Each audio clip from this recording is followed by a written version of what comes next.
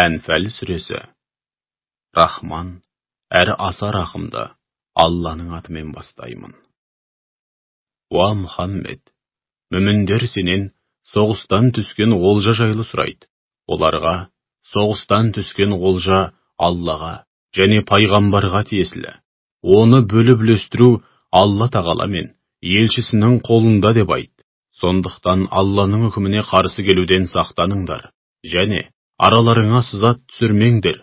Сызат түскен жағдайда уақыт оздырмай ара қатынастарыңды дұрыстаңдар. Егер шынымен мүмін болсаңдар, Аллаға және елшісіне бағыныңдар. Шынайы мүміндер Алланың аты аталғанда жүрегі діріл қағатын, аяттары оқылғанда иманы беки түсетін һәм Раббыларына барынша тәуекел ететін жандар. Сондай-ақ олар намазды кемеліне жеткізіп үзбей, әрі уақытлы оқиды, және өздеріне ризық ретінде дүние мүлік, күш-қуат, ақыл-парасат, білім, тағы сол сияқты нығметтерден не берген болсақ, соның бір парасын міндет етпей, ізгілік жолында жұмсайды. Міне солар нағыз мүміндер. Олар үшін Раббыларының жанында бірінен бірі асатын жоғары мәртебелер, көптеген игіліктің басы болатын кешірім, әрі әсте түгесілмейтін, қайырлы ризық ретінде жәннат нығметтері бар. Уа Мұхаммед, кезінде Раббың сені хақ жолда мүшриктермен соғысу үшін үйіңнен, яғни Мәдинадан шығарған еді. Дегенмен сол кезде бір топ мүмін бұл істі жаратпаған болатын, өйткені олар мүшриктермен соғысуға құлықсыз еді.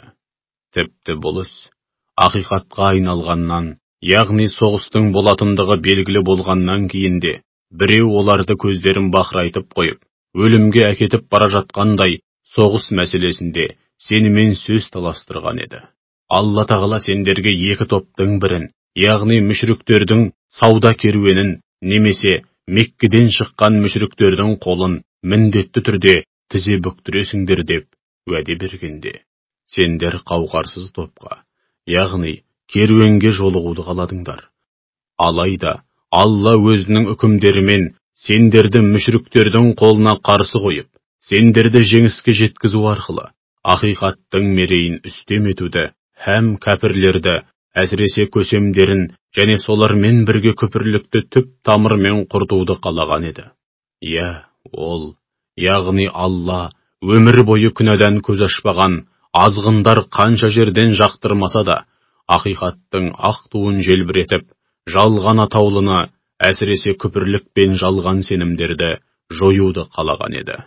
Сендер сол кезде Раббыларыңа жалбарынып, медет тілеумен болған едіңдер.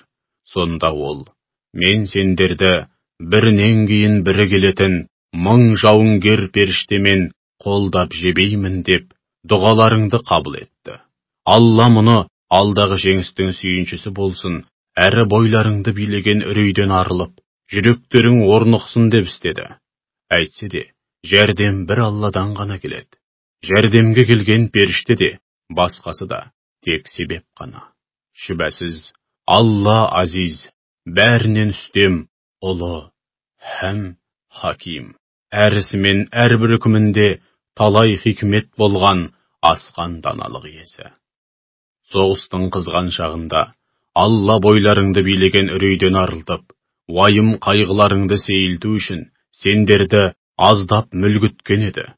Сондай-ақ дәрет әрі бой дәрет алуларыңа мүмкіндік жасап, сендерді тәндік һәм рухани тұрғыдан тазарту, шайтанның көкіректеріңе салған уәсуәсәсімен түрлі жаман ойлардан арылту, жүректеріңді орнықтырып, Аллаға деген сенімдеріңді арттыру. Сондай-ақ құмды жерде аяқтарыңды нық басуларың үшін көктен жаңбыр жаудырды. Сол кезде Раббың періштелерге былай деп аян берген еді. Шүбәсіз, мен сендермен біргемін. Ендеше сендер де, өз кезектеріңде, жүректеріне иман ұялаған мүміндердің жігерін жанып, қан майданда табандылық танытуына жәрдемдесіңдер.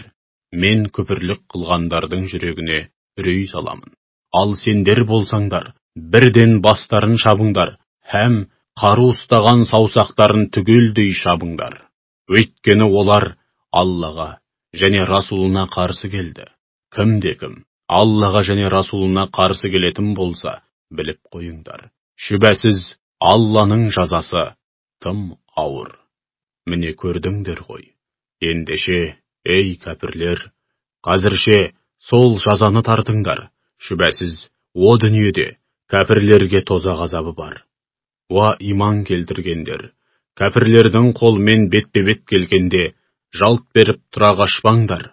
Кім сондай жауапты күнде, басқа жаққа қарай ойысып, қайта шабуыл жасауды, немесе өзге жаққа қосылуды көздемей, оларға ту сыртын беріп тұра қашатын болса, шүбәсіз Алланың қаһарына ұшырайды. Һәм ақыр соңында барар жері жаһаннам болады. Ол қандай жаман ақырғы тұрақ, қандай жаман барар жер. Анығында сендер оларды өз күштеріңмен жер жастандырған жоқсыңдар. Олардың жанын алған Алла. Уа Мұхаммед, айқастың алдында оларға топырақ шашқаныңда, анығында оны сен шашпадың, алайда оны әр кәпірдің көзіне түсіре шашқан Алла еді. Осылайша Алла мүміндерді арты қайырлы болатын бір сынға салды. Шүбәсіз Алла сәмиғ, ауыздарыңнан шыққан сөздің бәрін естуші. Алим, не істеп не қойып жүргендеріңнің бәрін білетін шексіз ілім иесі. Көрдіңдер ме? Шүбәсіз Алла кәпірлердің құрған тұзақтарын, ойластырған айлы амалдарын осылайша түкке тұрғысыз етеді. Ей кәпірлер, кімнің жолы хақ болса, соны жеңіске жеткізгейсің деп, жаратқаннан жеңіс тілейтін едіңдер. Ендеше тілеген жеңістерің келді. Яғни, хақ жолдағы мүміндер жеңіске жетті. Енді бұдан былай, мүміндерге дұшпандық жасауды қойсаңдар, сол өздерің үшін жақсы болады. Ал егер соғысты қайта бастайтын болсаңдар, біз де қарап қалмаймыз. Мүміндерге қайтадан қолдау көрсетеміз. Біліп қойыңдар, қараларың қанша жерден көп болса да, оның сендерге бәлендей пайдасы тимейді. Өйткені Алла шын мәнінде мүміндермен бірге. Уа иман келтіргендер, Аллаға және елшісіне бағыныңдар. Һәм Алла елшісінің аузынан Құран мен хадисті естіп тұрып, одан сырт айналып кетпеңдер. Сондай-ақ, құлағына кірген сөз жүрегіне қонбаса да, естідік деп айтқандардың кебін кимеңдер. Өйткені Алланың алдында жер басып жүрген тіршілік иелерінің ең жаманы, уахи арқылы келген ақиқаттарды ақылға салып, ойланбайтын керең мылқаулар. Егер Алла олардың бойынан қандай да бір жақсылық нышанын көрсе, әлбетте, оларға лайықты түрде ескертетін еді. Алайда бұл жағдайда оларға қанша жерден естіртсе де, иман келтіретін ниеті болмағандықтан, естісе де, естімегендей болып, сырт айналып кететіні хақ. Уа иман келтіргендер, Алла елшісі, сендерді өздеріңе мәңгілік өмір сыйлайтын иманға шақырғанда, Алланың және елшісінің шақыруын қабыл алыңдар. Алланың пендесі мен оның жүрегінің арасында перде тұтатын, яғни пендесінің жүрегін ашса алақанында, жұмса жұдырығында ұстайтын және ақыр соңында дүниеде істеген істеріңе жауап беру үшін оның алдына жиналатындарыңды біліп қойыңдар. Сондай-ақ, араларыңдағы өз-өзіне қиянат жасаған азғындардың ғана басына келмейтін, кесірі бүкіл елге тиетін алапат лаңнан сақтаныңдар. Алланың жазасының тым ауыр екенін де біліп қойыңдар. Уа Исраил ұрпақтары, бір кездері өздеріңнің тым аз, әрі жер бетінде қауқарсыз, бейшара қауым болғандарыңды естерің алыңдар. Өзге қауымдардың өздеріңді талан-таражға салып, көрінгеннің қолында кетуден қорқатын едіңдер. Осындай күйде болғандарыңда Алла сендерге бұйрықтарын бұлжытпай орындап, шүкіршілік етерсіңдер деп, паналайтын мекен нәсіп етті. Қол ұшын беріп, барынша қолдады. Әрі таза, һәм пайдалы деген нығметтерден ризық берді. Уа иман келтіргендер, Аллаға және пайғамбарға опасыздық жасамаңдар. Егер олай істесеңдер, араларыңдағы аманаттарыңа да біліп тұрып қиянат жасайтын боласыңдар. Сондай-ақ, дүние мүліктерің мен бала-шағаларыңның тек бұл өмірдегі сынақ екенін біліп қойыңдар. Һәм ең үлкен сый-сияпат пен зор сауаптың Алланың дәргейінде екенін де білгейсіңдер. Уа иман келтіргендер! Егер Аллаға тиісінше тағзым етсеңдер, һәм оған қарсы келіп, асы болудан барынша сақтансаңдар, Алла сендерге ақирет пен жалғанда ақ пен қараны ажырататын ерекше қабілет береді. Әрі кінәраттарыңды жасырып, күнәларыңды кешіреді. Алла шексіз шарапат иесі, асқан жомарт. Уа Мұхаммед, кезінде күпірлікте қасарысқандар сені зынданға тастап, қамап қоюды, не болмаса өлтіруді, яки жер аударып жіберуді ойластырып, бір қатар амал айла ойластырып, тұзақ құрумен болған еді. Олар тұзақтарын құра берсін. Бәрібір Алла өз дегенін болдырып, біреуге құрған тұзақтарына олардың өздерін түсірді. Алла тұзақтың қайырлы болғанын құрушы, һәм үнемі жақсылықты мұрат етіп, өз дегенін болдырушы. Оларға аяттарымыз оқылғанда, біз мұны талай естідік. Қаласақ, мұндай сөздерді өзіміз де айта аламыз. Бұл бар болғаны, бұрынғылардың ойдан шығарған аңыз әпсаналары дейді. Бір кездері олар, уа Раббымыз, егер мына Құран шынымен де өзіңнен келген хақ кітап болса, дәл қазір төбемізге аспаннан тас жаудыр, немесе басқа да жан төзгісіз азапқа душар ет деген еді. Алайда, уа Мұхаммед, сен олардың арасында болғанда, Алла оларды бұрынғы қауымдарды азаптағанындай азаптамайды. Сондай-ақ, сен араларында болмаған күннің өзінде де, істеген күнәларына өкініш білдіріп, кешірім тілейтін болса, Алла оларды азаптамайды. Олар қасиетті мешітті басқарып, сол жерде қызмет етуге лайық болмағанымен қоймай, мүміндерге харам мешітін зиярат етуге мүмкіндік бермей жатқанда, Алла оларды қалай азаптамасын? Асылында, харам мешітін басқаруға, ол жерге тәу етіп келген ел жұртқа қызмет көрсетуге, Раббыларына қарсы келуден, барынша сақтанатын, оған тиісінше тағзым етіп, үкімдерін мүлтіксіз орындайтын тақуа жандар, яғни мүміндер ғана лайық. Алайда, имансыздардың көбі ілімнен махрұм болғандықтан мұны білмейді. Ал олардың Қағбаның айналасындағы құлшылықтары құр ысқырық пен қол соғудан басқа түк емес. Ендеше, ей имансыздар, күпірлікте қасарысқандарың үшін шайқаста жеңілу немесе жер жастану арқылы азап шегіп, сазайларыңды тартыңдар. Шүбәсіз, күпірлік қылғандар мал дүниесін, ел жұртты Алланың жолынан қақпайлау үшін жұмсайды. Бұдан кейін де сол мақсатта жұмсауды жалғастыра береді. Алайда күндердің күнінде еңбектері еш кетіп, жұмсағандары өздеріне мұң болып жабысады. Содан кейін сөзсіз жеңіліс табады. Күпірлік қылғандар соңында жаһаннамға айдалып, сонда жиналады. Міне, Алла осылайша лас пен тазаны бір-бірінен айырады. Лас болғанды үст-үстіне үйіп, барлығын бір араға жинайды да, артынша жаһаннамға тастайды. Оңбай зиян шегетіндер, міне солар. Уа Мұхаммед, күпірлік қылғандарға айт, егер райынан қайтып, хақ дінге кірсе, өткен-кеткен күнәлары түгелдей кешіріледі. Ал егер қасарысып, қайтадан бұрынғы әдетіне басса, өздеріндей қыңыр кәпір болған алғашқы қауымдардың ақыры оларға мәлім. Уа мүміндер, күпірліктен туындайтын лаң, бүлік, һәм зұлымдық атаулы толық жойылып, хақ дін өзінің лайықты орнын алғанша, дін, яғни құлшылық пен мойынсынушылық толығымен бір Аллаға арналғанға дейін олармен соғысыңдар.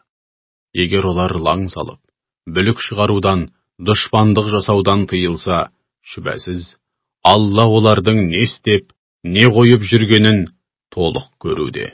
Ал егер бәрібір өз білгенімен кететін болса, онда біліп қойыңдар, сендердің иелерің Алла. Ол қандай жақсы ие, һәм қандай керемет қолдаушы. Біліп қойыңдар, соғыстан не нәрсе олжаласаңдар да, соның 5-тен 1 сөзсіз Аллаға тиесілі. Сондай-ақ, Алла елшісіне, оның жақын туыстарына, жетімдерге, пақыр міскіндерге және жолда қалған мүсәпір жолаушыларға тиесілі. Егер Аллаға және екі қол бетпе-бет келіп, ақиқат пен жалғанның ара-жігі ажыраған Бәдір күні қолымызға түсірген аяттарымызға, мұғжизаларымызға шынымен иман келтірген болсаңдар, осы үкіммен келсесіңдер. Алланың құдіреті барлық нәрсеге толық жетеді. Уа мүміндер, сендер сол күні Бәдір алқабының бергі шетінде, Мәдина жағында, яғни қолайсыз жерде едіңдер. Ал олар шалғай жатқан арғы шетінде, Мекке жағында болатын.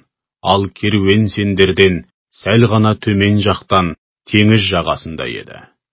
Егер олармен беттесу уақытын алдын ала келісіп қойғандарыңда, бәрібірде, дәл осы жерде, һәм мұндай жағдайда кездесе алмас едіңдер.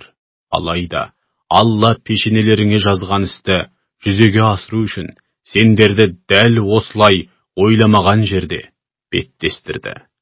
Һәм мұны, болатын істің бәрі әділ һәм жария түрде болсын, көзі жойылған, теріс жолда болғаны үшін жойылғанын көрсететін айқын дәлел негізінде жойылсын және тірі қалуға, яғни мәңгі бақи бақытты өмір сүруге лайық болғанда, айқын дәлелге сүйеніп, өмір сүрсін деп істеді.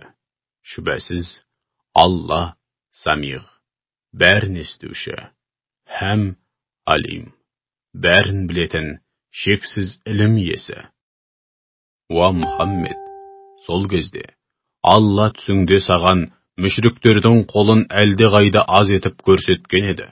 Егер сендерге оларды шын мәніндегідей көп етіп көрсеткенде, шүбәсіз, жігерлерің құм болып жасып қалар едіңдер. Һәм олармен соғысу мәселесінде араларыңда келіспеушілік туар еді.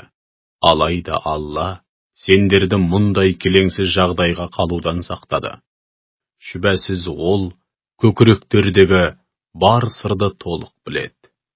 Сендер мүшриктермен бетпе-бет келгенде, Алла пешенелеріңе жазған, болуға тиісті істі жүзеге асыру үшін, көздеріңе оларды аз етіп, сендерді де олардың көзіне аз етіп көрсеткен еді.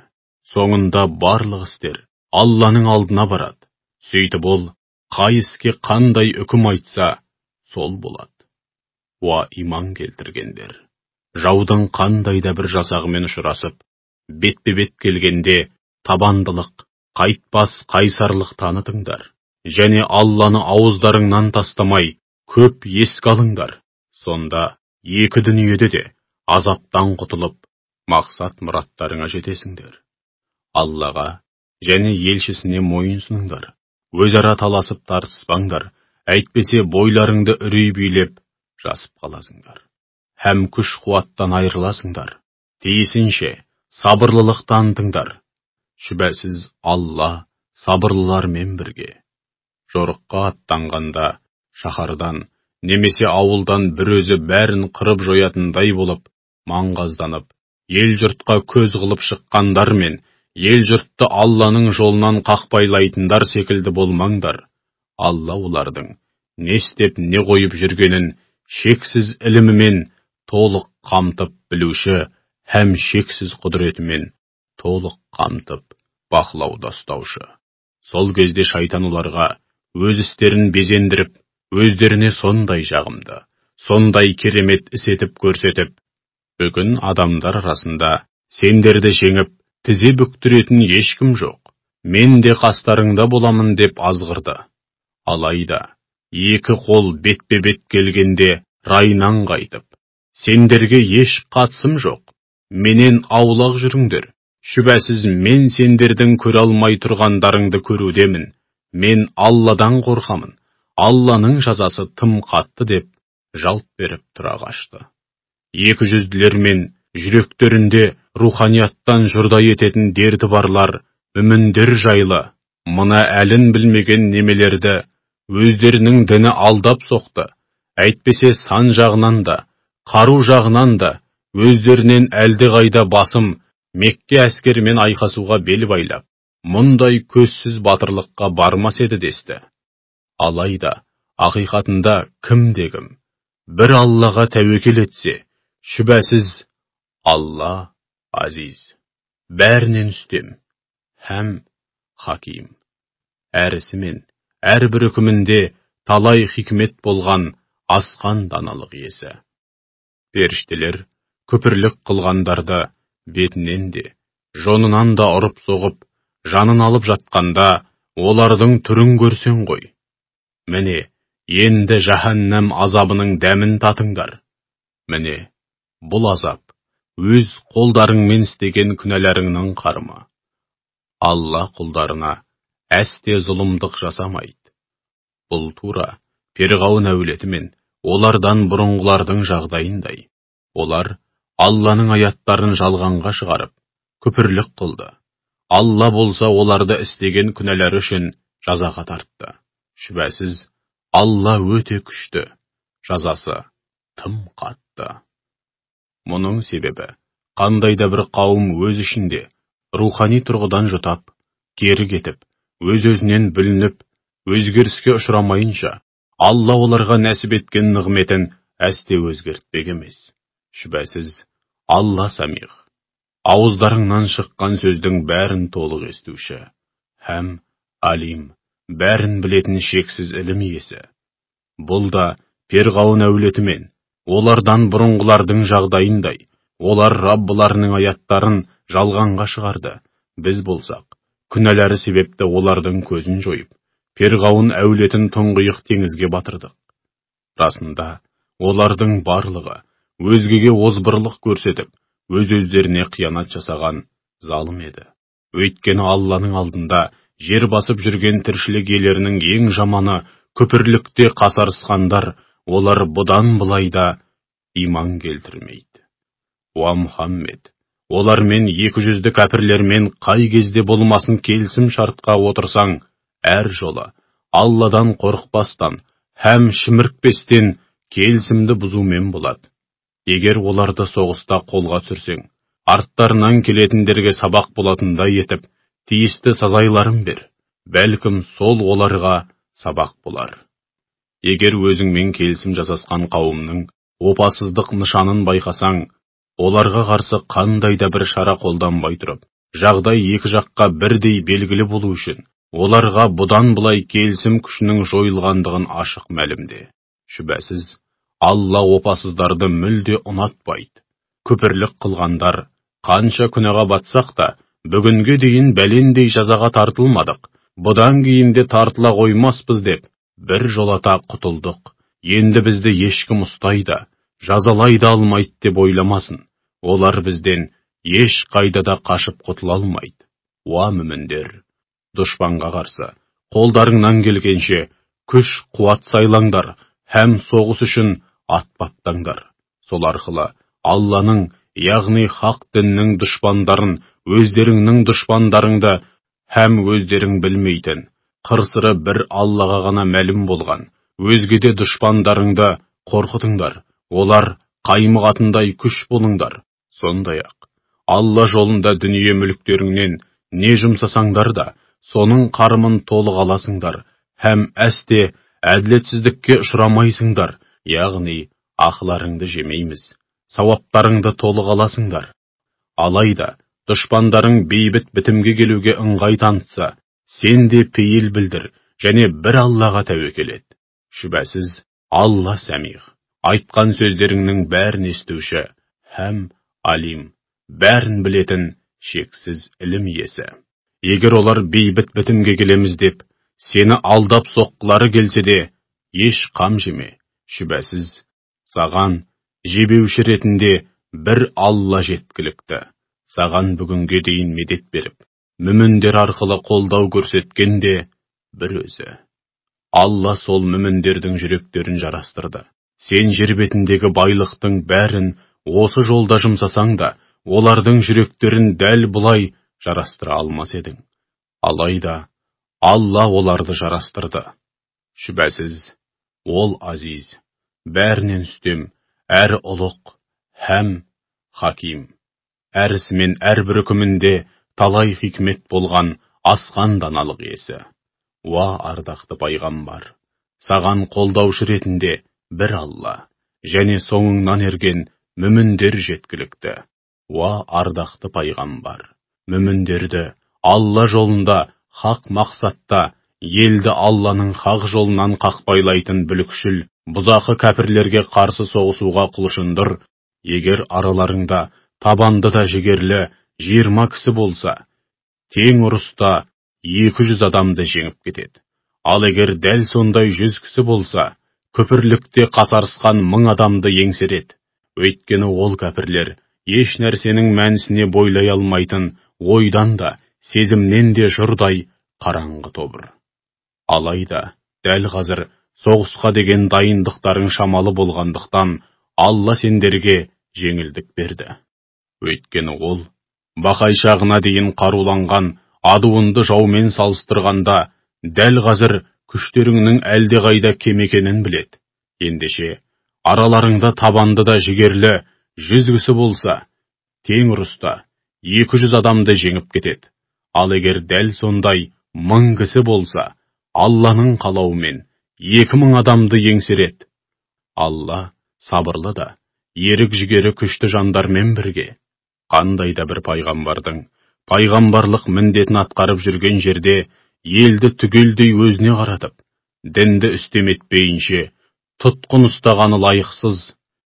Уа мүміндер, ұрыста жауды мүрдем қатырмай тұрып, олжа жинауға кірісіп, һәм бодау алу үшін жауды тұтқынға алып, дүниенің болмашы пайдасын көздейсіңдер.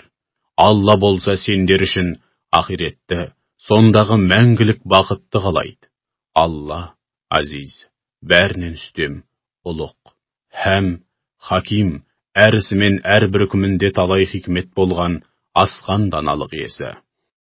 Егер Алланың әу баста ләухіл махфузға жазған тұтқынды есесіне бодау алып босатуға болатындығы, һәм олжаның адал екендігі жайлы үкім болмағанда, жауды мүрдем кетірмей тұрып, бодау алу үшін жауды тұтқынға алғандарың, һәм жинап алған олжаларың үшін өте ауыр азапқа душар болар едіңдер. Ендеше бұдан бұлай соғыстан түскен олжаны да, тұтқындардан алған бодауды да, өздерің үшін адал һәм таза күйінде тұтып, пайдаларыңа жаратыңдар, һәм Аллаға қарсы келіп, асы болудан барынша сақтаныңдар. Шүбәсіз, Алла ғафур, құлдары қанша жерден ауыр күнәға батса да, тәубелеріне келген жағдайда өте кешірімді. Рахим, әсіресе мүмін құлдарына ерекше мейірімді. Уа ардақты пайғамбар, қолдарыңдағы тұтқындарға, егер Алла жүректеріңде жақсылықтың, яғни игі ниет, иман және шынайылықтың бар екенін көрсе, өздеріңнен алынған бодаудан әлде қайда қайырлысын нәсіп етеді, һәм бүгінге дейін істеген барлық күнәларыңды кешіреді. Алла ғафур, өте кешірімді. Рахим, тәубе етіп иман келтіріп, өзіне бір жолата бет бұрған құлдарына ерекше мейірімді деп айт. Уа Мұхаммед, егер олар саған опасыздық жасағысы келсе, біліп қойсын, олар бұдан бұрында Аллаға опасыздық жасаған еді. Сол үшін Алла саған күш-қуат пен мүмкіндік беріп, оларды қолыңа түсірді. Алла, алим, бәрін білетін шексіз ілім иесі, хаким, әрісімен әрбір үкімінде талай хикмет болған асқан даналық иесі. Шүбәсіз, иман келтіріп, Алла үшін қоныс аударған һәм мал дүниелерінде, жандарында аямай Алла жолында күрескен мұхажирлер мен оларға пана болып, қолдарынан келген жәрдемдерін аямаған ансарлар бар ғой. Міне солар біріне бірі қамқоршы дос, жанашыр өкіл һәм мұрагер. Ал иман келтіріп, қоныс аудармағандарға келсек, олар ұлы көшке қосылып, Алла жолында қоныс аудармайынша, оларға дәл осындай қамқорлық көрсетуге міндетті емессіңдер, һәм араларыңда мұрагерлік болмайды. Алайда дін мәселесінде жәрдем сұраса, араларыңда келісім болған елге зиян келтірмеу шартымен жәрдем берулерің керек. Алла не істеп, не қойып жүргендеріңнің бәрін толық көруде. Сондай-ақ, күпірлік қылғандар да, әсіресе сендерге дұшпандық жасауға келгенде, біріне бірі қамқоршы дос, жәрдемші. Егер сендер де дәл солай біріңе бірің болысып, қолдау көрсетпесеңдер, жер бетінде ақыры немен тынатыны белгісіз бүлік шығып, адам айтқысыз бұзғыншылық жасалып, адамзаттың басына аласапыран күн туады. Иман келтіріп, Алла үшін қоныс аударған, һәм дүние мүліктерін де, жандарын да аямай, Алла жолында, елдің тыныштығы үшін бүлікшіл бұзақыларға қарсы соғысқандар, яғни мұхажирлер мен оларға пана болып, қолынан келген жәрдемін аямағандар, яғни ансарлар, міне солар, нағыз мүміндер, олар үшін көптеген жақсылықтың басы болатын, кешірім мен әсте түгесілмейтін қайырлы ризық бар. Хижреттен, яғни Алла жолындағы ұлы көштен кейінде иман келтіріп, керек кезде Алла үшін қоныс аударып, өздеріңмен бірге Алла жолында бүлікші бұзақы кәпірлермен соғысқандарға келсек, оларды да өздеріңнен деп біліңдер. Ал ет жақын туыстарыңа келсек, Алланың кітабы, яғни үкімі бойынша, олар бір-біріне мұрагер болуға әбден лайық. Шүбәсіз, Алла барлық нәрсені білетін шексіз ілім иесі.